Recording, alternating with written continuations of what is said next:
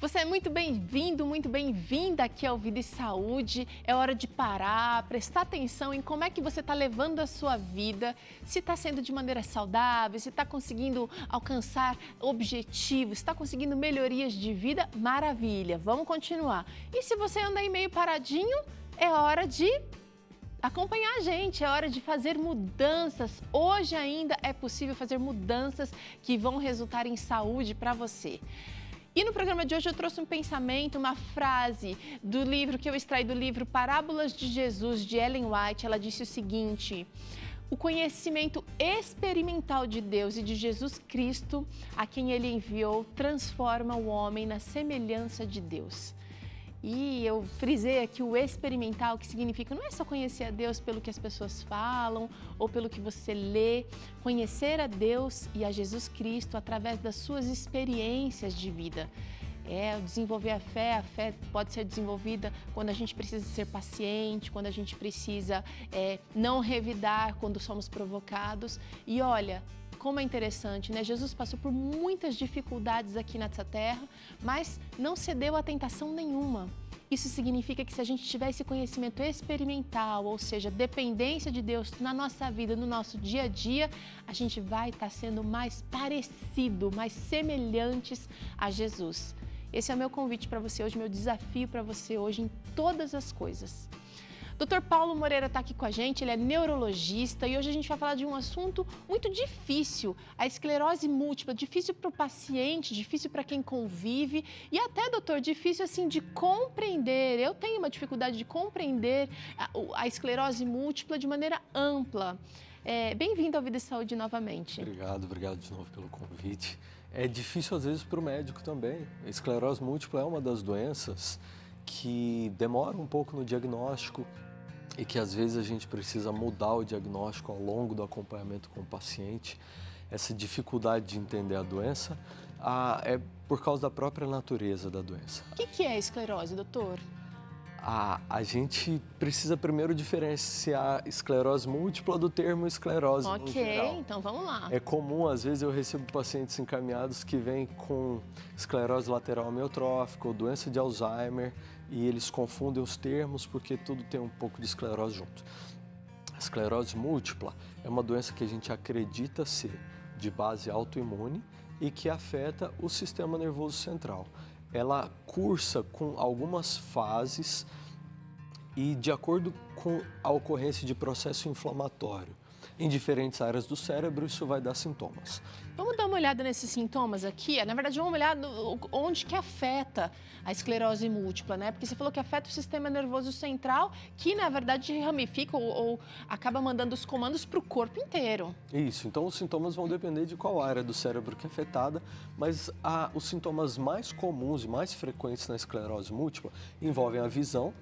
A maioria dos pacientes com esclerose múltipla tem um negócio que a gente chama de neurite óptica, que é perda parcial da visão, geralmente em um dos dois olhos e geralmente acontece com dor atrás do olho, dor à movimentação dos olhos. Esse é um dos sintomas que frequentemente é um dos sintomas iniciais no diagnóstico de esclerose múltipla. Certo. É importante lembrar que a maioria desses sintomas que a gente vai citar aqui, eles acontecem em surtos.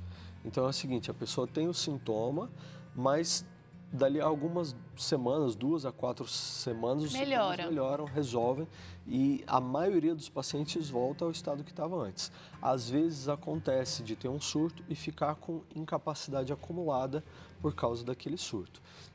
Então outros sintomas que podem acontecer são sintomas cognitivos, dificuldade de memória, de atenção, um pouco de dificuldade de raciocínio. Sintomas emocionais também são muito frequentes em pacientes que têm esclerose múltipla. Okay. Transtorno de ansiedade, depressão, são coisas que geralmente acompanham.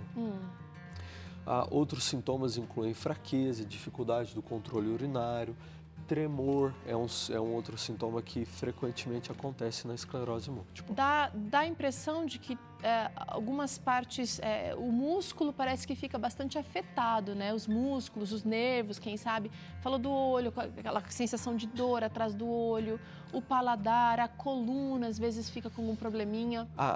Como a gente citou, a esclerose múltipla é uma doença que afeta primariamente o sistema nervoso central. Então, a medula espinhal faz parte do sistema nervoso central e a força ela pode ser acometida por conta disso.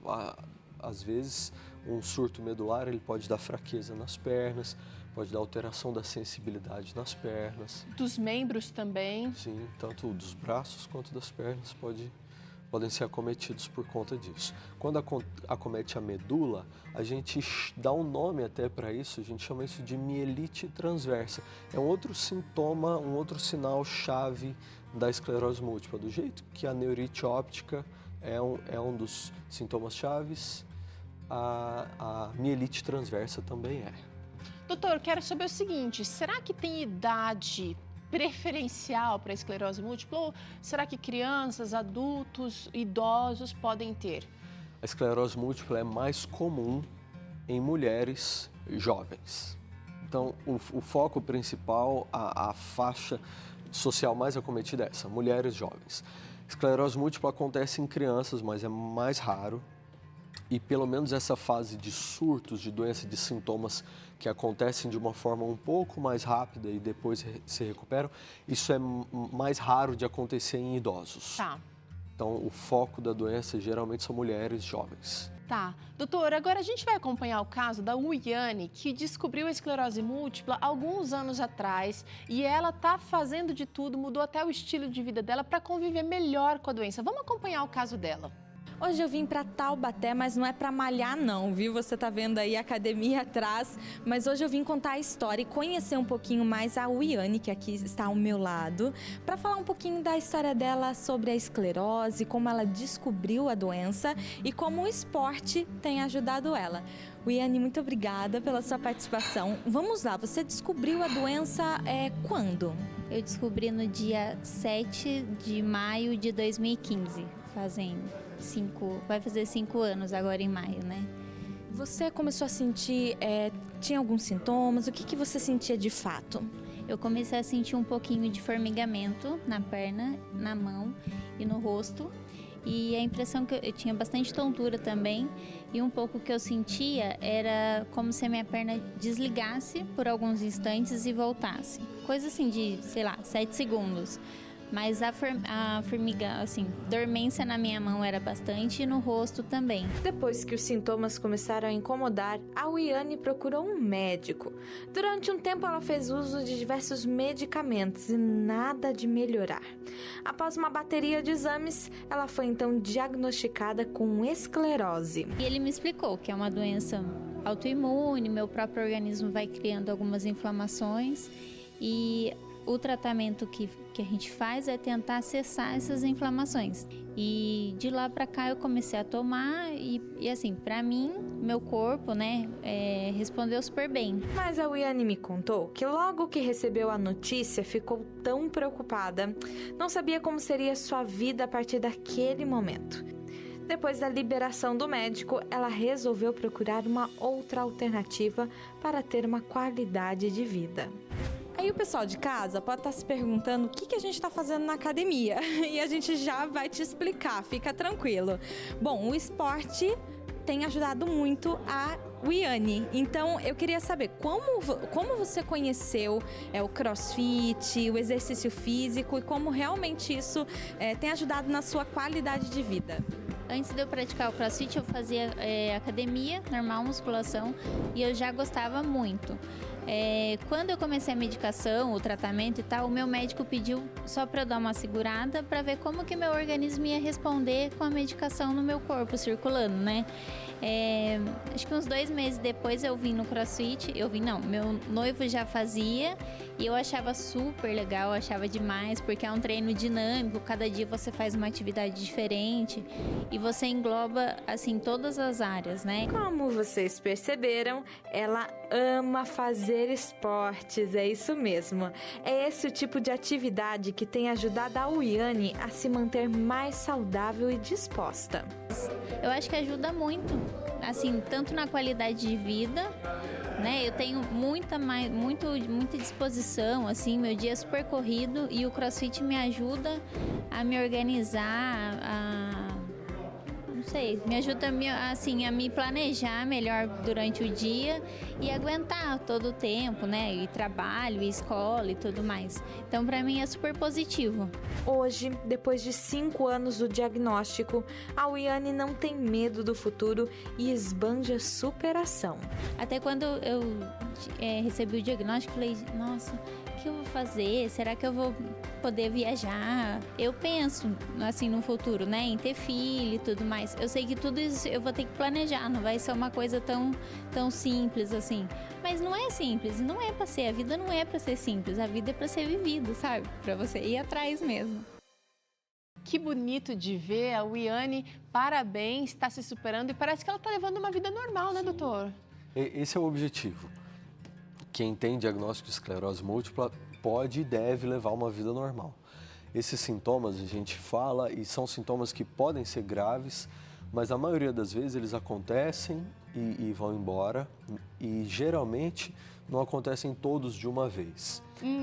Existem casos graves de esclerose múltipla em que a pessoa acumula incapacidades e aí vai ter mais dificuldade de levar as atividades do dia a dia. No caso da Uiane, por exemplo, ela falou que sentiu formigamento no rosto e na mão. Isso, esses sintomas são comuns. Só, ela não falou das outras partes. Certo, esses sintomas são frequentes também de acontecer, alteração da sensibilidade, e geralmente eles melhoram e a pessoa se recupera disso. Agora, levando um estilo de vida saudável, fazendo o acompanhamento médico e usando as medicações de forma regular, a chance de levar uma vida normal é muito boa e esse é o objetivo do tratamento, qualidade de vida. Já que você falou que são as mulheres que mais sofrem, jovens mulheres, será que quem tem esclerose pode engravidar?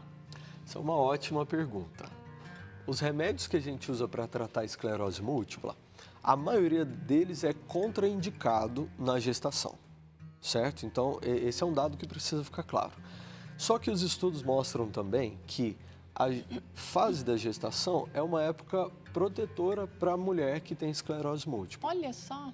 Então, essa recomendação ela é individual, é uma decisão que vai ser tomada pela família em conjunto com o médico que os assistem, mas existe sim a possibilidade de engravidar e levar uma gestação normal mesmo com o diagnóstico de esclerose múltipla. Entendi. A gente faz alguns ajustes no tratamento, mas essa é uma possibilidade real. Bom, então é imprescindível você conversar com o seu médico a respeito desse caso da gravidez para decidir melhor, avaliando todos os riscos e também as possibilidades para você. Agora, doutor, você falou que dependendo da área do cérebro afetada, vai afetar alguma função do corpo. Quem é que escolhe essa região afetada? Como é que isso acontece, doutor? Isso é um pouco aleatório, mas tem áreas que são mais frequentemente afetadas. Agora a gente falou a visão, a medula espinhal, a parte do equilíbrio, da coordenação em fases avançadas da doença também é bastante afetada. Então o cerebelo pode ter lesões ali, o tronco cerebral. Às vezes a movimentação dos olhos também é afetada na esclerose múltipla. Os sintomas são bem variados mesmo. Doutor, você também falou no começo do programa que existem fases para esclerose múltipla, da esclerose múltipla, né? E a gente preparou aqui um esquema, uma maquete de um trenzinho mostrando como se as fases fossem estações de trem. A gente começa aqui mostrando a esclerose múltipla com de repente, talvez o primeiro estágio, né? Que vai gerar uma incapacidade mínima. É importante a gente frisar nessa escala aqui que esse entendimento da esclerose múltipla ele surgiu melhor por um negócio que chama estudo de história natural da doença. Então, em fases antes de existir tratamentos disponíveis ou com terapias menos eficazes, que muito do que se fazia era observar a evolução. Então, a gente entendia melhor a evolução da doença nessas fases do que hoje com tratamento e com medidas de reabilitação e tudo mais. Entendi. Então, essa escala aqui, ela mostra um pouco da história natural da doença, que é o que acontece quando tem um caso grave que a gente não trata. Entendi. Ele começa com incapacidade mínima, que às vezes é alteração da sensibilidade no rosto, alteração da sensibilidade na mão, mas que não interfere muito no dia a dia da pessoa. E aí tem o surto e ele volta a funcionar, a capacidade de volta. Esses sintomas, na verdade, eles nem geram incapacidade. Aí quando a gente começa a falar de incapacidade mínima, é alguma dificuldade para andar, mas que a pessoa consegue andar ainda, então isso é algum grau de incapacidade. À medida que a doença vai evoluindo sem tratamento,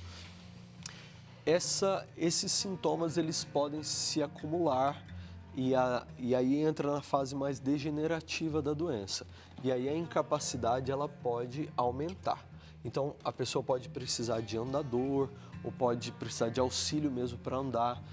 Tem mais dificuldade de andar poucos metros e às vezes acontece da pessoa ficar restrita à cadeira de rodas. Você está falando de andar, está falando, né, de algumas incapacidades, mas pode ser segurar objetos, podem ser outras incapacidades também. Pode, dificuldade para comer por conta do tremor, a dificuldade para escovar os dentes, por exemplo, esses são outros sintomas que podem acontecer. Na escala de incapacidade, na primeira parte da avaliação, geralmente a gente mede mais esses outros sintomas.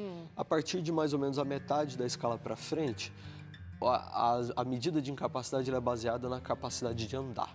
Quantos metros, quanto tempo leva, se precisa de apoio ou não. Ok, entendi. Essa é a principal medida de incapacidade depois de um certo ponto. Doutor, você está falando aqui, só para relembrar, gente, a evolução da doença sem tratamento. Então, quer dizer, a pessoa tem o surto e ela espera melhorar sozinho e aí ela vai evoluir, então, para a incapacidade mais restritiva, que seria um paciente já que não se movimenta de jeito nenhum, é isso?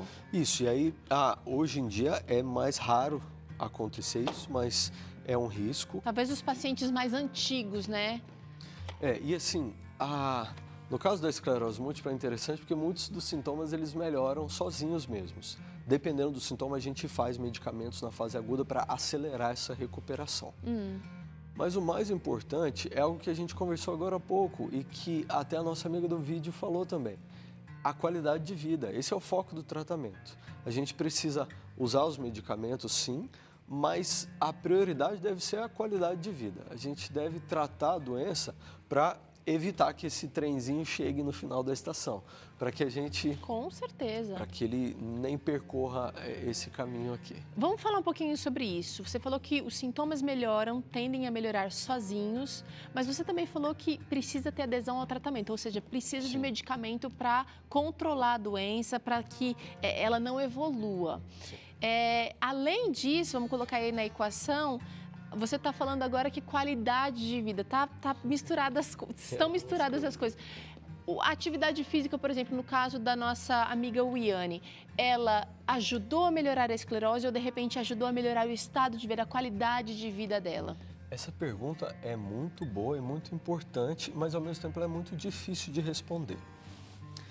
Porque na esclerose múltipla acontecem esses focos de inflamação que vão dar sintomas rápidos e que depois tendem a recuperar. Tá. Mas ao mesmo tempo, o cérebro todo, a medula espinhal, ele vai sofrendo com o passar do tempo. Todos nós vamos ter o tamanho do cérebro reduzido, numa faixa que pode chegar até 0,5% ao ano. Uau! Pessoas que têm esclerose múltipla, essa taxa de atrofia ela é um pouco maior, pode chegar até 1% ao ano de atrofia. Os medicamentos que a gente tem, eles são muito bons para reduzir a chance de surtos. E a nossa expectativa é que, com o tratamento, com menor quantidade de surtos, essa taxa de atrofia e de incapacidade também diminua ao longo do tempo. Agora, além dos medicamentos, hábitos saudáveis de vida e manter uma reserva cerebral saudável são fundamentais. O exercício físico tem alguns estudos que mostram que ele não só reduz também a taxa de surtos, mas como ele reduz também esse grau de incapacidade, de atrofia que vai se acumulando ao longo do tempo. Sem contar o bem-estar, porque a esclerose com certeza gera muita angústia, gera uma sensação de insegurança quanto ao futuro. E a atividade física, ela produz hormônios do bem-estar, de também aquela coisa do eu consigo, de superação, né? Então, eu acho que assim, são as duas coisas caminhando juntas, né? Além do exercício físico, Tem outras coisas que a gente faz que melhoram a qualidade de vida e que são boas para todo mundo, mas principalmente para quem tem uma doença do sistema nervoso central. Por exemplo, uma alimentação saudável. Tem alguns tipos de dieta que aumentam a chance de inflamação e podem aumentar a chance de ter surtos. Dietas muito ricas em sódio, que tenham muito sal ou alimentos processados. Dietas muito ricas em leite, queijo e os seus derivados também aumentam a chance, são dietas inflamatórias que a gente chama. Uma outra coisa que influencia é o sono, a qualidade de sono. Alguns estudos foram feitos com pessoas que trabalham durante a noite, trabalham em regime de plantão ou tudo mais, e essas pessoas têm maior risco de desenvolver esclerose múltipla e têm uma evolução mais desfavorável quando isso acontece. Olha só. No caso do sono e de trabalhar à noite, isso tem um duplo impacto. Tem o sono em si e tem também uma menor exposição à vitamina D, e que é um outro fator importante. A gente não recomenda reposição em doses altas de vitamina D ou nada assim, mas quando tem deficiência de vitamina D, isso pode ser corrigido. Isso é uma das coisas que podem influenciar também na evolução da doença. Quanta coisa, né? Tá tudo interligado, tudo relacionado. E, doutor, parece até que a gente combina as coisas. A gente não combinou dele falar nada de estilo de vida aqui. E você, talvez, que acompanha o Vida e Saúde diariamente, percebe que a grande maioria dos profissionais aqui tem falado sobre como os nossos hábitos de vida, tudo aquilo que você come, tudo aquilo que você, como é que você não só se alimenta fisicamente, mas o intelecto também, as coisas que você lê, que você assiste, tudo isso favorecendo ou desfavorecendo a saúde. Interessante isso, hein, doutor? E isso contribui para a gente levar uma vida melhor. E é igual eu falei agora há pouco, a qualidade de vida tem que ser o objetivo principal no tratamento da esclerose múltipla. Pensa aí, gente, pensa grande, pensa no todo. Nada de pensar, vou comer nozes para prevenir tal doença. Não, pensa no todo, que você vai sair no lucro. Doutor Paulo, obrigada pela participação aqui no Vida e Saúde. Foi muito legal, deu para compreender muito melhor a doença e também ter, assim, uma expectativa ou uma melhor visão do futuro, né, ou do prognóstico da doença. Obrigada, viu? Obrigado a você. No próximo bloco, eu quero saber se você é uma pessoa impulsiva. Você consegue controlar as suas emoções? O Dr. César vai falar sobre esse assunto logo depois do intervalo e logo mais a gente te ensina a fazer esse empadão de legumes cremoso. É Vida e Saúde no ar, fica com a gente!